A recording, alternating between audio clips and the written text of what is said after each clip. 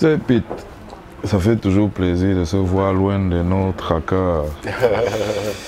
Loin de nos tracas habituels du bled. Sauf comme tout ce qu'on dit sur vidéo, on doit toujours faire attention. On va dire loin du bled, on va dire qu'on a fui le pays. Mais bon. De toute façon, ce qu'on dit ici, c'est la même chose qu'on dirait là-bas. On ne dit pas on insulte personne. Ouais. Donc il n'y a pas de diffamation ou autre, c'est pas problématique. Et tu vois, en venant, j'étais en train d'échanger, je parlais du concert que tu vas faire bientôt, là, en septembre. Et quelqu'un me demandait comment ça s'est passé,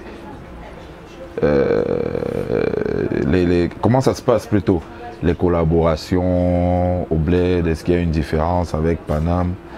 Bon, dans le milieu, selon moi, les collaborations, c'est les collaborations, c'est les individus et la mentalité qui changent. Qui diffèrent, ouais. Tu vois? Et il y a un petit truc qui m'a titillé, qui m'a amusé, c'est de savoir quelle était la pire collaboration qui a été faite. Écoute, au pays. déjà sur le principe de collaboration, c'est ce que j'ai toujours dit hein, depuis que je suis arrivé au Cameroun et même quand depuis que je suis arrivé à Abidjan. Et tu l'as très bien dit, tu sais, la réussite, c'est un état d'esprit. C'est un état d'esprit, c'est un environnement que tu crées et qui sera propice à la réussite du projet que tu as décidé de mettre sur pied. Le Cameroun, pendant lesquels j'ai fait 10 années consécutives de production, j'ai rencontré plus de difficultés que de solutions. Mais je le prends comme un cheminement pour un futur équilibre de l'environnement musical, urbain en tout cas. Parce que je n'ai pas la prétention d'être un producteur de Makossa ou de Pikutsi, etc. J'avais pris le parti de produire tout ce qui a trait à l'urbain. Et il m'a été reproché par exemple de ne pas produire du rap, mais je pars du principe que le rap, comme l'afro, tu vois, cette mouvance qu'on appelle aujourd'hui afro-pop, afro-musique, sont des musiques auxquelles je suis sensible et il n'y a rien qui m'empêche de le produire. Je ne sais pas parce que je suis rappeur que je vais produire un rappeur. Et j'ai produit un rappeur d'ailleurs d'Aminami Cyrus, n'en déplaise aux détracteurs. Alors ça n'a pas rencontré le succès escompté, mais on a eu quand même la volonté et la démarche de produire. Pas parce que les gens nous disaient qu'on ne produisait pas de rappeurs, mais parce que moi j'ai eu un coup de cœur artistique sur le mec et j'ai voulu essayer quelque chose. Et tout ça pour dire que c'est un environnement perpétuel d'adversité. Tu comprends ce que je veux dire? Et dans l'adversité, je fais une différence avec compétition. Un environnement compétitif est un environnement qui nous stimule, qui nous donne l'envie et la force, l'énergie de se surpasser, de toujours créer quelque chose de novateur et de porteur pour le mouvement dans lequel on décide de partir. L'adversité crée des frustrations. Et dans un environnement comme ça, il est très difficile d'éclore et d'avoir le meilleur écosystème. Ouais. Ça, c'est pour la question en rapport avec comment dire, pour faire le comparatif avec en France par exemple, où il y a aussi de l'adversité, mais il y a essentiellement de la compétition. Et j'entends aussi un environnement plus mûr. Donc je peux mettre des circonstances, je peux donner des circonstances atteignantes à chez nous en disant que bon, c'est nouvellement venu. Donc il y a peut-être des années de maturité à acquérir pour que les gens comprennent bien quel est l'intérêt et quel est l'état d'esprit à adopter pour qu'on puisse réussir et surtout pérenniser tout ce qu'on est en train de mettre en place. Et parce qu'on a énormément de talent, mais il y a un plafond de verre qui n'est jamais dépassé. Et je ne veux même pas comparer avec un autre pays africain, je veux parler juste de notre pays. Il y a un plafond de verre. Ce plafond de verre qu'il y a eu dans d'autres pays n'est surmontable que si on comprend pourquoi on fait tout ça. Et quand je parle de ça, je parle autant des artistes que de la prod, que du public, que de l'instit. C'est pour ça que je te parle vraiment d'écosystème propice à ce qu'il y ait une émulation positive de la chose. On a pu le voir dans le foot. Il y a 30 ans, il n'y a aucun... Alors, c'est pas encore... on peut le voir tous les jours, hein, les différents conflits, débats qu'il y a sur le foot, mais ce qu'on retient, c'est qu'il y a une économie qui a été créée par le foot. Et dans laquelle on essaye de réguler les choses, tant bien que mal. Mais je répète, comme c'est un environnement d'adversité, tu vois, on ne s'y retrouve plus, quoi. Tu vois, ça va dans tous les sens. Ouais. Tu vois. Quelle est la plus basse? La pire expérience. Bon, j'ai envie de te dire, donne les noms, hein, mais le problème c'est que si moi je parle, je dois aussi donner les noms. Ouais, donc je vais en fait, essayons de parler sans donner les noms. Parce que, non, mais déjà surtout que je peux donner les noms parce que les gens en vrai ils connaissent les collaborations que j'ai eues. Okay. J'ai collaboré avec X Malaya, j'ai collaboré avec Magasco, j'ai collaboré avec Mimi, j'ai collaboré avec Dugsy, j'ai collaboré avec Nami Cyrus et avec les projets Power, j'ai collaboré avec Loco, Ténor, Minx, Redeems, j'ai collaboré aussi avec Redeems, avec Kossi, etc. Toutes les expériences sont finies de la même manière. Séparation et étalage sur la toile de Pete était un mauvais producteur, Pete était un escroc, Pete était un malfaisant, etc. Dans mon fort intérieur, connaissant la genèse de toutes les relations et surtout la teneur de toutes les relations, je n'ai jamais rien dit. Parce que je pars du principe que je n'ai pas à justifier quand je me considère ne pas être fautif. En tout cas, pas l'ultime fautif. Ça a été une erreur, pourquoi? Parce que celui qui se tait a tort. Celui qui parle, on lui donne raison. Malheureusement, oui. Donc c'est sa vérité qui est la vérité absolue. Et il n'y a pas toujours qu'une seule personne qui est tort. C'est ça, dans un problème, il y a une réciprocité de responsabilité. Voilà. Et ce qui m'a fait nuancer ma perception de la déception de tous les artistes qui s'adonnaient à... Tu vois, j'ai vu des sorties de Magasco, par exemple, je ne vais pas revenir dessus, qui a raconté plein de choses. Il y a eu les sorties de Mimi, avec laquelle j'ai eu... C'est la seule personne, la seule artiste avec laquelle j'ai eu une discussion par rapport à tout ça. Et reconnaissait sa mauvaise appréciation de la gestion communicationnelle du problème. Et moi, je reconnaissais les choses qu'elle pouvait me reprocher, mais qui n'ont rien à voir avec ce qui a été perçu. Ouais. D'où l'importance de la communication. D'où l'importance de la communication dans ce boulot. Et donc, j'ai vu des choses. La vie m'a vu. Et ce qui m'a fait nuancer, c'est un oncle qui m'a dit, plutôt que de reprocher, plutôt que d'être déçu et de reprocher aux artistes d'être malveillants à ton égard, cherche en toi ce qui provoque à chaque fois les mêmes causes, les mêmes effets. En gros, pourquoi ce serait toi seulement le problème? Pourquoi ce serait moi seulement? Donc il m'a dit, fais abstraction du reste et questionne-toi pour savoir pourquoi c'est toujours Pete Bacardi qui est décrié, qui est montré comme le mauvais producteur, comme,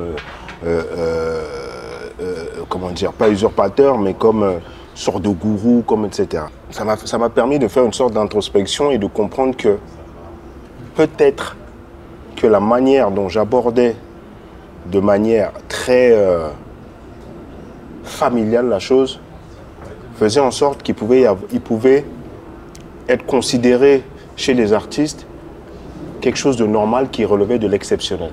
Je ne sais pas si tu comprends ce que je veux dire. Je comprends ce que tu veux dire. Ce qui fait que... Trop de proximité engendre le mépris. Engendre le mépris. Ou engendre une sorte de psychologie où on se dit, bah, ça là, ça a une voie de droit naturellement. Ouais. Tu comprends ce que je veux dire? Alors que c'est plein de choses. J'ai fait plein de choses, par exemple, qui n'avaient pas attrait au contrat. Oui. Tu vois? Non, je vois. Moi, je pense que c'est aussi un apprentissage qu'on doit faire. Nous qui essayons de produire, déjà d'expliquer même le métier. Parce que les artistes, les producteurs, les managers ont l'impression que tout ça c'est un métier.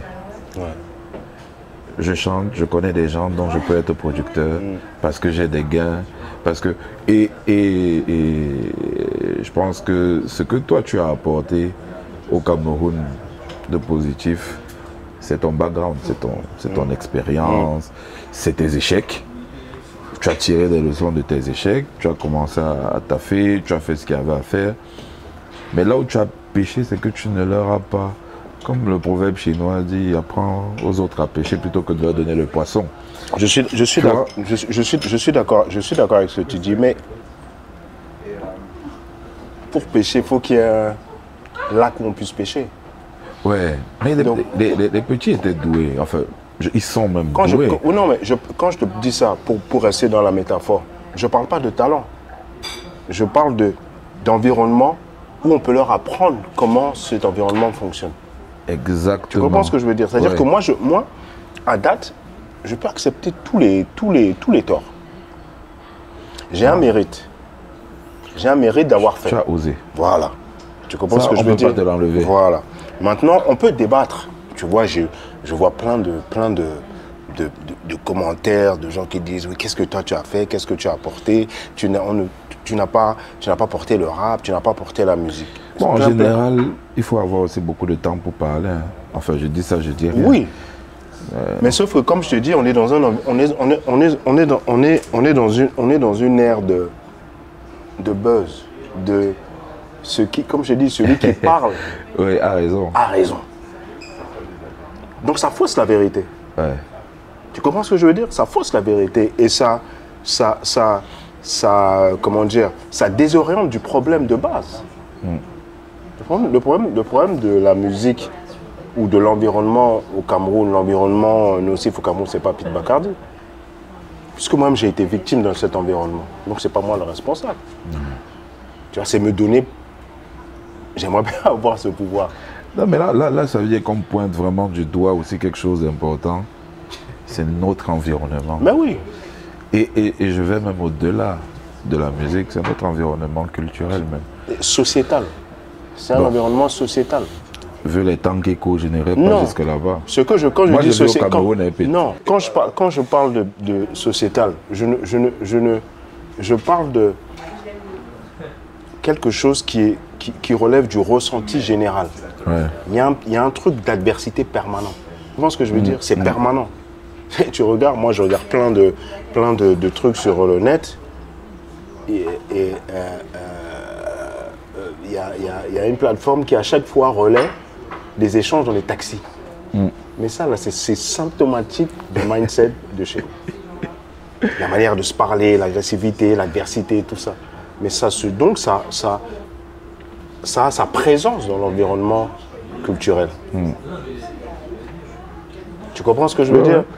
Et c'est ça qui... Et je pense que une fois qu'on met le doigt sur ce problème, il appartient à chacun aussi de mettre son énergie pour que ça se passe.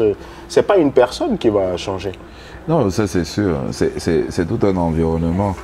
Mais il faut bien que ça commence par quelqu'un ou que ça commence quelque part. C'est pour ça que je te dis que moi aujourd'hui, s'il faut porter, j'ai au moins 40 000 coups de couteau dans le dos. Donc si je suis encore debout, c'est que tu vois, je peux assumer de porter cette responsabilité-là. Mais une fois qu'on m'a donné, on m'a attribué cette responsabilité, ouvrons les chakras pour qu'on crée quelque chose de prolifique. Il y a beaucoup de choses qui se font et qu'on ne contextualise pas assez. Juste pour faire un parallèle avec le problème sociétal dont tu parles, je dirais pour faire du politiquement correct, hein, que c'est juste qu'on ne contextualise pas, on ne s'adapte pas à notre marché sur plusieurs points. Et c'est une adaptation que tu as faite. On travaille ensemble, on a travaillé ensemble. Je connais très bien cette adaptation parce que même toi, tu me reproches la même chose souvent. C'est de gérer émotionnellement les choses. Sauf que nous avons un environnement où on ne peut pas se permettre de ne pas gérer aujourd'hui émotionnellement les choses. Tu vois, j'évoquais le fait d'avoir différents métiers dans la musique. Moi, je ne suis pas un professionnel de la musique, je tombe dedans par passion. J'ai des gens comme toi qui m'accompagnent, d'autres aussi. Mais, tu vois, il n'y a pas tout le monde qui va se dire j'ai une place, il faut que je la comprenne. Aujourd'hui,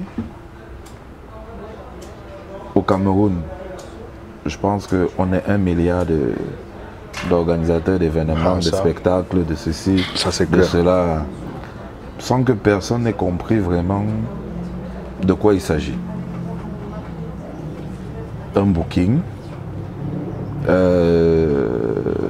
des VHR pour un artiste, la communication qui tourne autour de tout ce qu'il y a comme concert. Tu vois, ce serait sympa, peut-être que là la vidéo serait trop longue, de dire comment tu prépares ton Olympia. Ce qui ne serait pas différent de préparer logiquement un concert. Au Palais des Sports de Yaoundé. Hein. En fait, la logique de préparation, elle est la même. C'est-à-dire que tu as ton projet, tu définis la date, tu définis la salle. En fonction de ces 3 éléments, tu définis un budget avec une logique de rentabilité, etc. Et tu définis les outils qui vont t'emmener de ton projet au remplissage de la salle. Et donc tu passes par différents canaux, par les canaux généraux, télé, radio, canaux digitaux. Et les canaux aujourd'hui... enfin, dépendamment du budget. Dépendamment du budget. Tu peux rester sur le digital. Digital, si voilà. Petit, et si au niveau du digital, tu innoves tu innoves suffisamment pour impacter le maximum de personnes. Ouais. Mais une fois de plus, comme tu as dit, il faut contextualiser. Le pourcentage de gens qui ont accès au digital ici n'est pas le même pourcentage que chez nous. Donc tu es obligé d'adapter en fonction des endroits où tu te situes. À côté de ça, ici, quand tu fais un événement, il y a une régulation par rapport au ticketing, à la vente de billets, qui est de plus en plus digitale. On est de plus en plus dans la réception de tickets d'entrée, mais via son adresse mail. Donc on a de moins en moins de tickets physiques, même s'il y en a encore. Et il y a une réelle rigueur sur l'entrée à la salle avec les tickets sur nos territoires. on a fait des concerts. Bah, le service de sécurité est le premier problème de ton événement. Bien sûr. Combien de fois quand on fait le concert de Booba, de C, Magasco au stade Omnisport, ben, on se rend compte que la majeure partie des gens sont rentrés parce qu'ils ont soudoyé de la Sécu et qu'ils les ont laissés passer. Ben, ce que la Sécu ne comprend pas à ce moment-là, c'est qu'elle elle-même elle tire une balle dans le pied. Ouais. Parce que plus elle a une rigueur dans son fonctionnement, plus elle est sollicitée. Et je ne crois pas que ce sont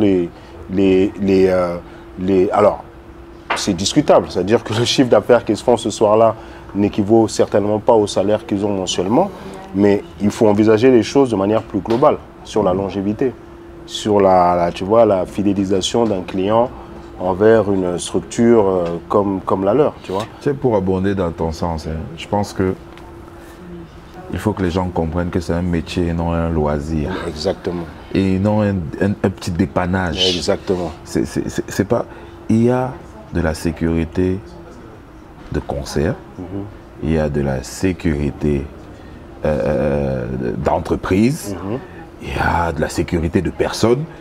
Il faut que les gens comprennent la différence. Voilà. Et c'est un métier.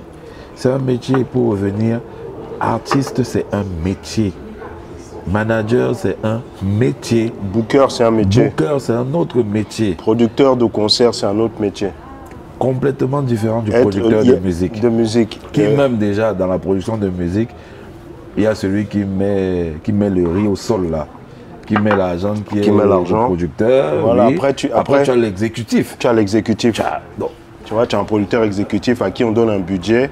En lui disant, voilà des objectifs, gère le budget, voilà, gère les studios, gère les clips, etc. Ensuite, tu peux avoir le réalisateur du projet, tu vois, qui est la personne en studio qui permet à l'artiste de trouver la meilleure couleur pour le projet. Donc, il y a énormément de métiers dans le métier, mais qu'il faut identifier. Il faut identifier, il faut comprendre, il faut avoir l'humilité d'accepter.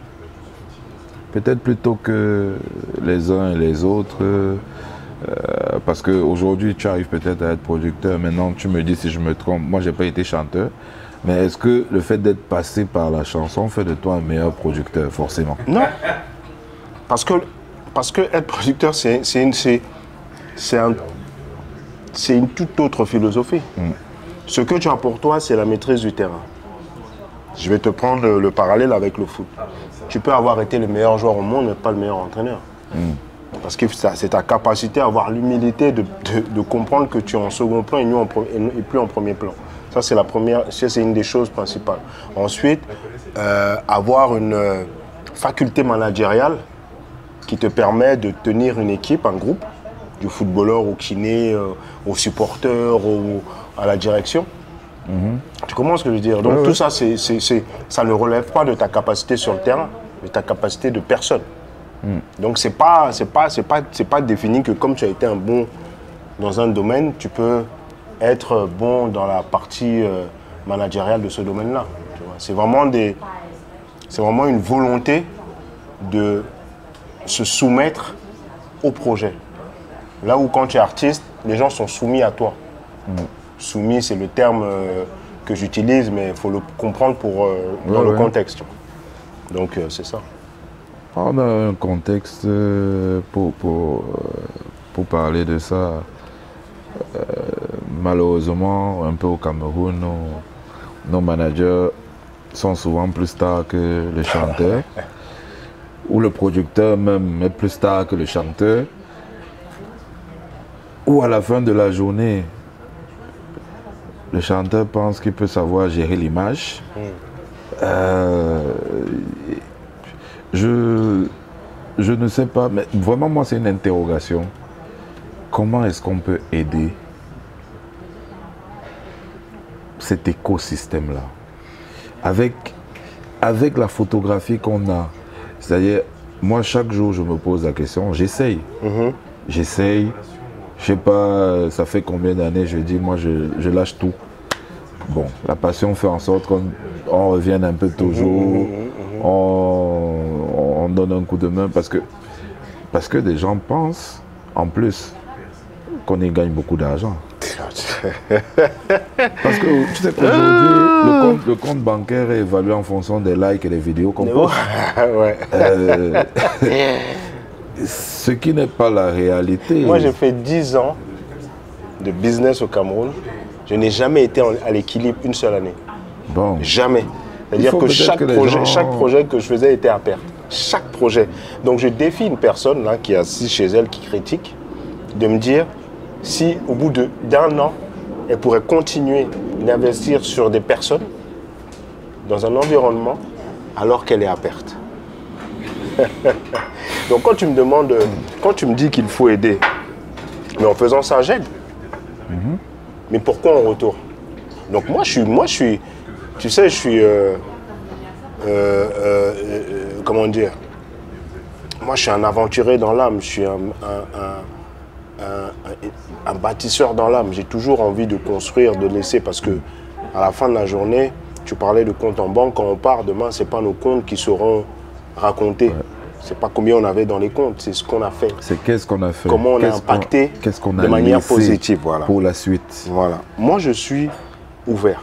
Le Cameroun, c'est mon pays. Je suis camerounais. Donc, je suis ouvert.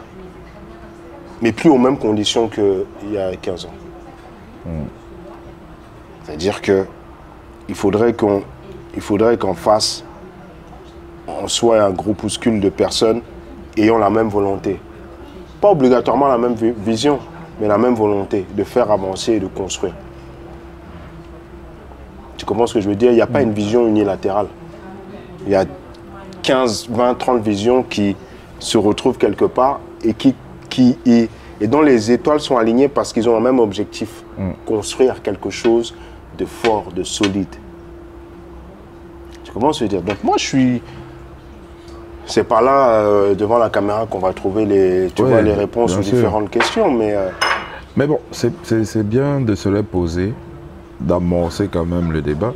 Je vois plein de choses qui se font, c'est à féliciter. Moi, j'ai vu un truc là, que je trouve bien. Je sais pas comment ça s'appelle, je crois que ça s'appelle la caravane. Non, pas la caravane. Le van. Ok. Tu vois une sorte de détection de talent, une détection de talent essentiellement rap, je crois. Ça, c'est bien. J'ai vu que Gervais de Big Dream, il avait fait une sorte de comment dire? Il a fait une espèce de masterclass pour le rap. Pour le rap, etc. Ça, les solutions, il y en a. Non, il y a des solutions. Tu vois ce que je veux dire? Il y en a. Mais au risque de me faire insulter, j'ai jamais vu un doigt faire plus mal que les 5 doigts pliés en un coup de poing. C'est clair. Les gens avancent de façon isolée, complètement, parce que malheureusement dans ce game, peut-être n'étant pas un bébé de ce game, je ne comprends pas quels sont les codes. Mais je pense que je ne pense pas avoir totalement tort, parce que ce soit toi ou d'autres chanteurs ou d'autres mecs du game comprennent ma façon de voir quelque part. Donc je pense pas complètement avoir tort. À un moment donné, l'artiste est star. Qu'on laisse l'artiste être star, que l'artiste laisse le manager manager, que le manager laisse le producteur produire.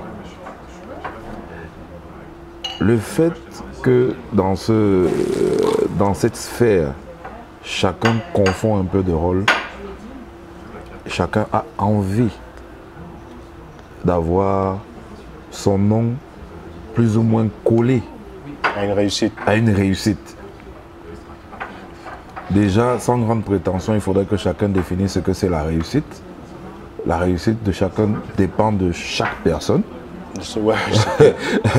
Donc, et ça crée en réalité des projets où tu es bête, tu m'appelles parce que tu n'as pas mis OSS devant, ou tu n'as pas... Je commence à te tourner, je commence à ne plus être très motivé. Alors que cette réussite-là pour un producteur comme moi, honnêtement, n'est pas d'avoir mon nom affiché. Mais de pouvoir capitaliser. Mais de capitaliser Mais derrière. l'exemple, on est là, de l'exemple le plus probant dans ça, c'est quand on fait l'opération Power. Ah, effectivement. L'opération Power à l'époque, où tu bosses chez BVS. Ouais. Mais moi, je suis dans ma logique de producteur. Donc, on pense le concept, réunir les étoiles les plus fortes du Cameroun, Noko, Magasco, Ténor, Minx, Redeems, je ne sais pas si j'en oublie, Kossi, etc. Ouais. Et de les mettre sur un projet ensemble. Et ce projet-là doit être financé. C'est-à-dire que moi, je commence le projet, ça veut dire studio, clip, etc. Ouais. Mais il faut continuer de le financer. Continuer de le financer, ce ne serait-ce que rémunérer chacun des artistes. C'est là où je t'appelle. Ouais. Quelle est ta réponse? Écoute, tu m'appelles au moment où mes budgets sont bientôt finis, mais je te reviens avec une solution. Tu reviens avec une solution et ça me permet de payer chacun des artistes. En leur disant que ça, là, c'est la paye relative à votre participation au projet. C'est ça qui nous permet de... Tu vois, pour corroborer dans ce que tu dis, c'est-à-dire que... Alors, les gens diront que c'est parce qu'on est proche, que non, c'est pas Il y a des projets que j'ai aussi refusé. Voilà. Ça veut dire que c'est pas la proximité qui définit la garantie d'avoir un accompagnement. Mais la démarche et s'ouvrir l'opportunité de travailler ensemble crée des perspectives encore plus grandes. Et donc, effectivement, il faudrait qu'il y ait une sorte d'élan comme ça naturel dans l'environnement, parce que je pense qu'il y a des gens aujourd'hui qui sont prédisposés à accompagner, que ce soit de manière technique, que ce soit de manière économique, que ce soit de... Donc, il faut vraiment... C'est pour ça que je disais, ce que je dis depuis le départ, il faut penser global. Il ne faut pas penser individuel. Exactement. Là, on se rejoint complètement dessus. Il faut penser global. Tu as cité le projet de Gervais. Le projet de Gervais, pour moi, était un très beau projet. Malheureusement, à mon humble avis, a été embryonnaire parce que il y a des gens qui auraient pu le porter réellement. Bon. Maintenant, comme on mélange tout chez nous, là, les problèmes personnels, les problèmes de femmes, de ceci, tu vas voir, quelqu'un ne va pas l'aider parce qu'ils avaient un faux problème. L'objectif, c'est lequel? C'est le business. C'est le business. Et si on y croit, on fait ce qu'on a à faire, on gère nos autres problèmes à côté. Donc, tu vois, c'est pour ça que je parlais de vision globale. Si tu envisages des choses uniquement du spectre de ta personne, tu travailles avec personne. Exactement. Parce que techniquement, fondamentalement, tu as des problèmes avec 50% du game. Et le business, tu l'apprends. À la table peuvent s'asseoir des gens qui ont été en guerre. Mais ils ont un objectif commun. Créer un empire. Mais ils s'assoient. Et ils ne se parlent qu'en logique d'intérêt. Pas en logique d'émotion ou de sentiment. Exactement. Tu comprends ce que je veux dire? Et ça ne décorrèle pas une logique humaine dans les échanges. Mais on a une sorte de pragmatisme parce qu'on est réunis autour d'une table pour faire du business. Il faut arriver à intégrer le principe de business. Ce n'est pas du copinage, ce n'est pas du mécénat, quoique le mécénat peut être intégré dans le principe de business. Bien sûr. Mais on se comprend quand je cite cet exemple, c'est pas des puits sans fond d'argent. C'est du business. Une fois que tout le monde comprend que c'est du business et que chacun approfondit son expérience en fonction de sa spécificité, on commence à avoir un début d'environnement constructif. Tu vois, faut vraiment... Et ça, c'est pas que la musique. Hein. Oui, ça, c'est vraiment partout. La culture en général. Oui, c'est partout. C'est la culture en général où il faut qu'on retrouve de la professionnalisation. Avant même la professionnalisation déjà, une certaine forme d'amour et d'intégrité pour ce qu'on fait. Exactement. Après, on a la professionnalisation, on a la construction, bâtir ensemble, et on a la transmission. Ouais. Parce que malheureusement, dès qu'on sait, et c'est propre à nous, hein, je ne sais pas si on nous a fait ça au village, comme on dit. Dès que quelqu'un est un peu en haut, il veut d'abord garder pour lui. Mais moi, je reste persuadé que c'est par rapport aux expériences des uns et des autres qui ont été faites dans l'adversité. Ce principe d'adversité là, c'est un des problèmes fondamentaux. L'adversité. Il y a l'adversité, mais je pense que la volonté peut dépasser l'adversité. Il y a la volonté. Man, tu fais un truc, mon fichant quoi. Ça là, qu'on répète à longueur de temps en rigolant. Mais c'est symbolique, c'est symptomatique. Mais il y a les gars qui chantent aussi rien. Hein. Non, frérot, j'entends. Tu vois ce que je veux dire, j'entends. Mais je prends cet exemple parce qu'on sait qu'il y a eu des discussions où on minimise l'apport de quelqu'un qui a eu un réel impact en disant qu'à lui, il fait quoi? C'est de là, ce qui me plaît ne te plaira pas forcément. Oui, mais il y a, comme on dit, il y a les uns et les autres. Il faut qu'on s'organise en tout cas pour cadrer et soutenir tout ça là. Bon, sinon, je pense qu'on peut débattre du Cameroun déjà parce que nous sommes d'abord Camerounais. De long en large, en plus on est des acteurs volontaires ou involontaires de la culture au Cameroun, mais n'oublions quand même pas que ce qui a fait ton nom, Pete Bacardi, ça reste la France. Nous, Camerounais, on a été fiers. J'espère que les Camerounais sauront te le rendre comme ils le rendent aujourd'hui à Samuel Eto'o à l'Africa Foot. Il faut savoir reconnaître quand quelqu'un a hissé le drapeau. Donc, tu prépares quand même une belle salle. Comme je ne sais pas qui dit dans sa chanson, la salle mythique de l'Olympia. Ouais, c'est Jackie. Voilà. Là, tu vas faire l'Olympia. Moi, la France, bon, c'est un pays qui m'a accueilli. J'ai fait ce que j'ai fait ici. J'ai fait un peu d'opéra ici. J'ai produit de l'opéra. Je taffe un peu ici. Mais mon cœur, comme tu le sais, est très, très porté. Très 237, oui. Donc, qu'est-ce que le 237?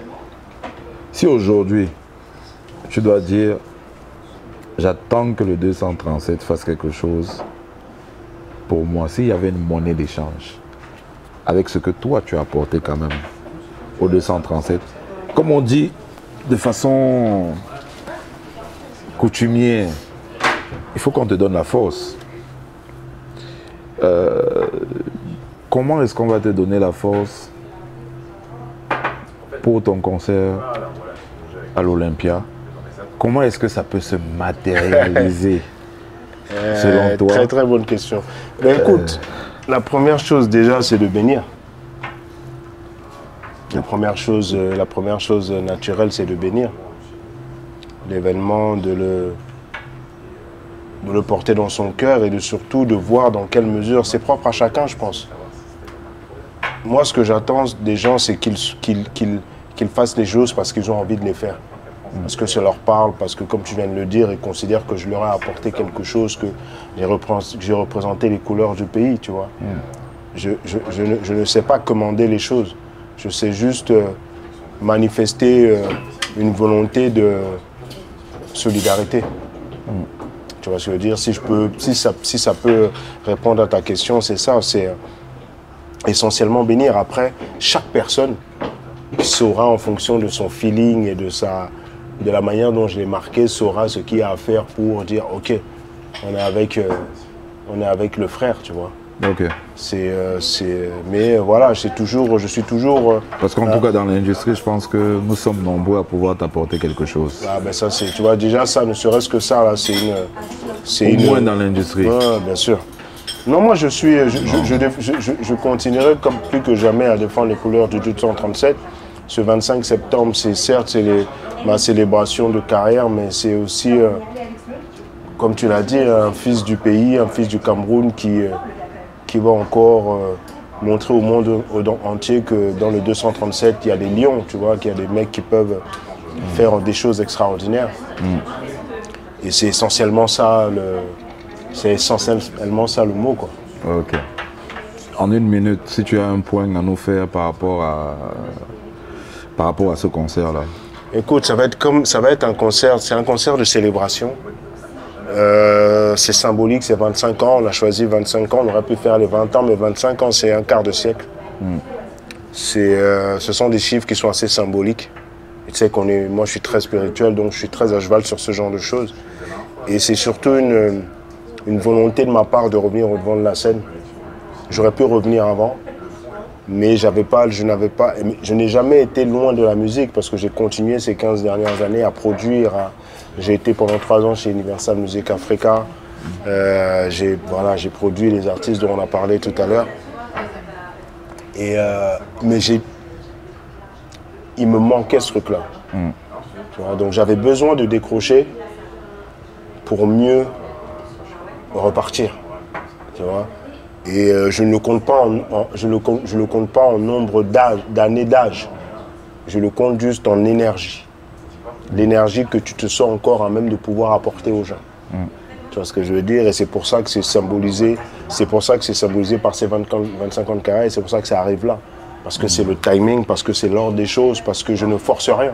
Okay. Tout ce que je fais là, c'est très naturel.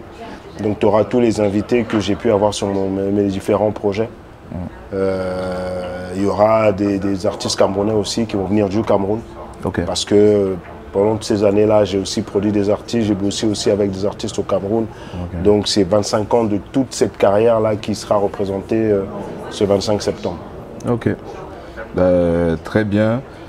Écoute, je n'aurais pas la prétention de continuer à poser des questions. Je ne suis pas journaliste. On a déjà dit de laisser à César ce qui appartient à César.